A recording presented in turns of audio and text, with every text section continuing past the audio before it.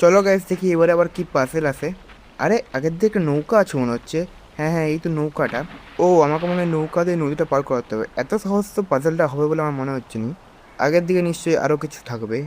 দেখি চলো আগের দিকে আর কি আছে। তো গাইস আমি নৌকা দিয়ে এই পাশে চলে আসছি, এই সাইডটাতে। এবার আর নৌকা এগোবনি মনে হচ্ছে, এবার আমাকে নামতে হবে। হ্যাঁ, চলো দেখি এই পাশটা আর কি আছে। এইখান থেকে উপরে উঠতে হবে আমাকে। কিন্তু গাইস আমি এখান থেকে হাত পাচ্ছি না, এই নৌকাটাকে নিয়ে আসি।